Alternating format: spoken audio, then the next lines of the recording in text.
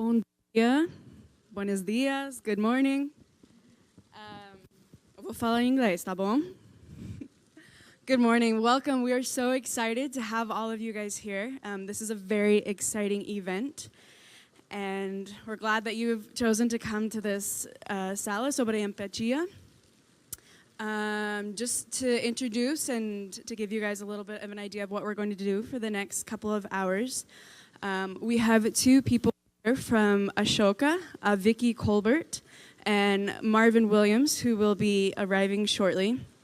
We're excited to hear a little bit more about their methodologies and the things that they do to teach empathy in the education system. Is there anyone here who only speaks espanhol? Ótimo. Então, todo mundo está entendendo. Beleza. Just to give a little bit of an introduction to Vicky. Vicky Colbert is the founder and director of Fundación Escuela Nueva and co-author of the Escuela Nueva educational model. Worldwide, it's known for its proven effectiveness in improving the quality of education.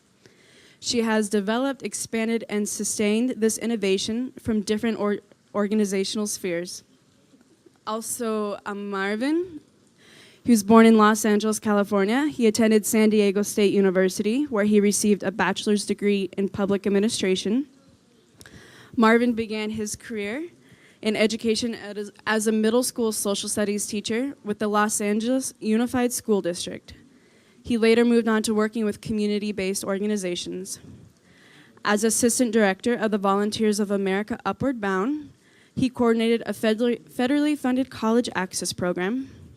After earning a master's degree in education administration from National University, Marvin worked as a consultant with the Los Angeles County Office of Education, responsible for planning, coordinating, and monitoring of school district compliance with educational reform equity legislation. He provided guidance in the interpretation of the Williams and Valenzuela legislative mandates, as well as technical assistance to district and site administrators representing 40 school districts. And currently, as the director of school partnerships with Peace First, Marvin oversees the implementation of social emotional learning curriculum at 3 public schools. Additionally, he also coaches principals and school leaders in establishing strategic plans to improve school culture. So we're very excited to have both Vicky and Marvin here with us today. Just one thing that I would like to say, by way of introduction, my name is Julie. I work for Ashoka in Washington, D.C. And empathy is something that is very important, obviously, to all of us. That's why we are here. We're all trying to make a difference in the world, and we're all trying to create a world in which everyone can be a change maker. And the very first thing that anyone needs, the very first skill that anyone needs in order to be a change maker, to make changes in this world, is empathy. And so we're excited to learn more from Vicky and Marvin today about how we can teach this to children, how we can use it in our educational systems. And with that, I will go ahead and turn the time over to Vicky. Well, good morning, everybody. I'm from Colombia, so I can speak Spanish. Maybe it would have been easier, but I'll speak in English for the translation issues. I have been in Escuela Nueva since we started it more than 30 years ago. It's a life project. And many of you are probably familiarized with Escola Activa in Brazil. I started working here in Brazil. We started Escola Activa 15 years ago in Nordeste de Brasil. It was a program for the rural escolas multiseriadas, the multi-grade schools. So when Ashoka invited me to participate and share with you our experiences in relation to empathy, compassion, yes? The what? Closer? Oh, yeah. Sorry for that. But I think you were hearing me well. There's no problem. The room is small. So I started identifying how can I share with you the different elements that we have in Escuela Nueva that promote empathy and learning to live together.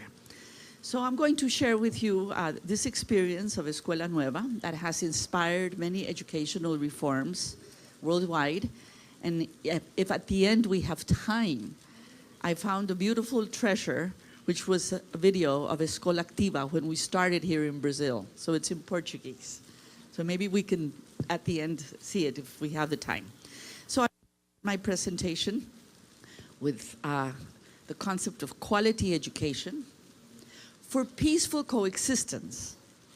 And I want to emphasize that you cannot achieve quality of education only with cognitive outcomes, language and math, for example.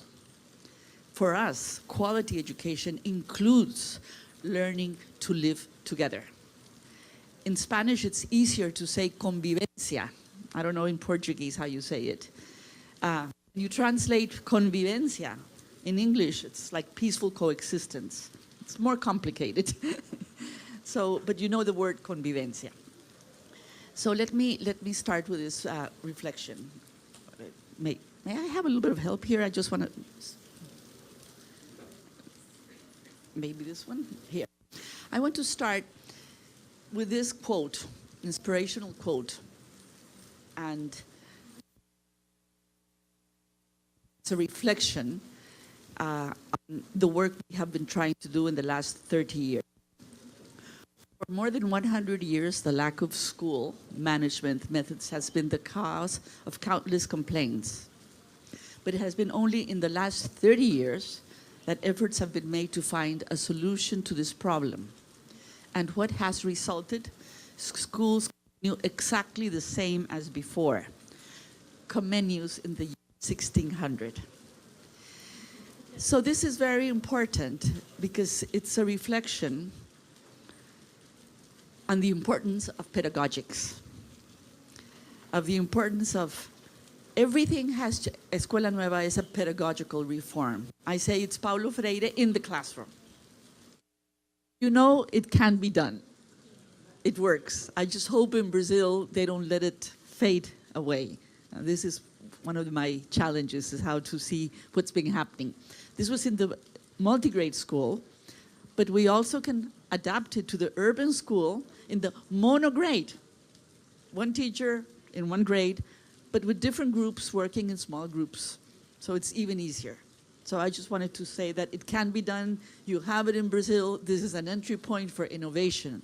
I just hope it's not faded away, because you saw the testimonies, and in a very low income setting. It can be done. Thank you very much.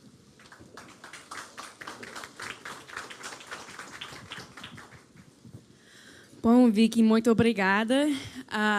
O Marvin chegou agora, então a gente já vai deixar o resto do tempo para ele. Por favor. Bom dia. I did learn that along the way. Actually learned a lot more about the city than I anticipated, but I'm glad to be here. So again, my name is Marvin Williams, and I'm the Director of School Partnerships for Peace First in Los Angeles. Peace First started as a response to gang violence in the 1990s in the United States. And what we aim to do is to build safe school climates, teach young people conflict resolution skills, and teach them to be leaders. And we do this with a experiential approach. We play games and cooperative activities to teach them skills that will help them be what we call peacemakers. What I like to start us off with is an activity. And just know that for the 45 minutes that I have remaining here, we will be engaged in activities, because that's how we teach these skills to young people. So the first game that we're going to play is called What's in a Name? What I'm going to ask you to do in a moment is to get into pairs with someone you don't know. Find one person, and I want you to interview them about their name. What is the history of their name? Is there any particular story around your name? Do you like your name? You're going to spend about 3 or 4 minutes interviewing that person about their name. Then they're going to turn around and interview you, and then we're going to share out. Now, let me give you an example. My name is Marvin. Growing up, I really didn't like my name that much, only until I heard Marvin Gaye sing. I have an identical twin named Melvin. And I got my name from my auntie Marva, which is kind of why I didn't like my name, because it came from my female auntie. And what's interesting about my name is, even though I'm an identical twin, people who don't know that I'm a twin, they will call me Melvin, which is kind of crazy to me. So what I'd like for you to do right now is take about, let's first get into a pair. We'll give you a couple of minutes to get into a pair. And then I want you to interview that person on the name. And here are some of the prompts. You can ask what their full name is. How do you feel about your name? What's the history behind your name? Do you like to be called by a nickname? So let's take this time right now, find a partner, and we're going to give you about 4 minutes to interview that person about their name.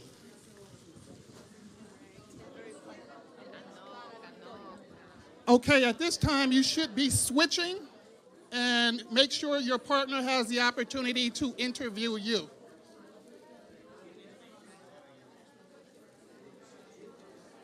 We'll give you about 3 more minutes.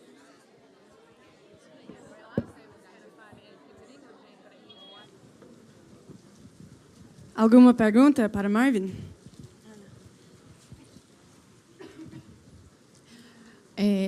Eu queria entender melhor o que tem de único na sua experiência. What is unique about Peace First? I think for me personally,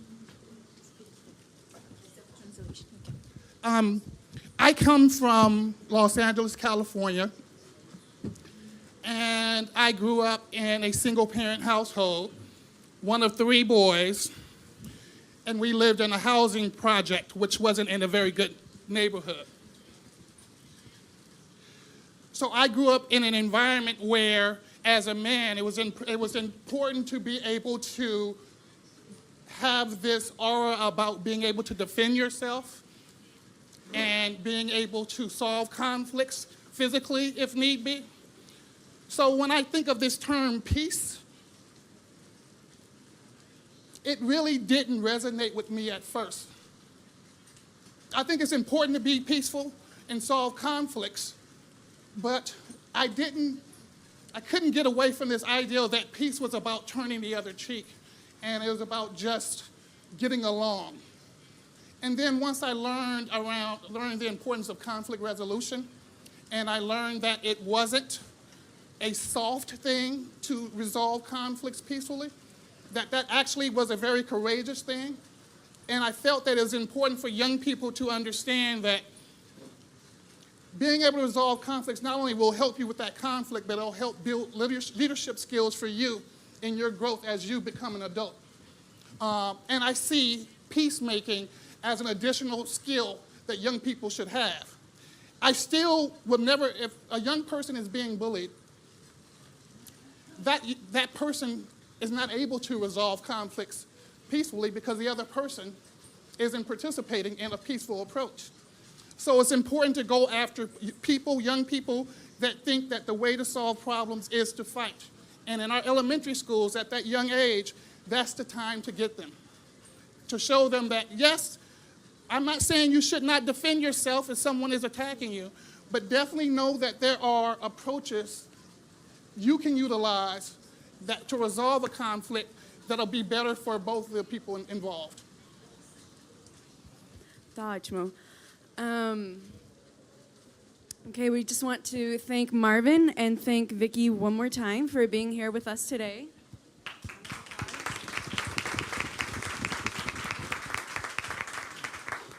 And we would just encourage each of you to take the things that you've learned today and put in practice these things with the organizations you work with, the schools, and also the children that are in your lives. If you have any questions, Vicky's here for a few more minutes, and Marvin, and please come up and talk to us afterwards. Thank you.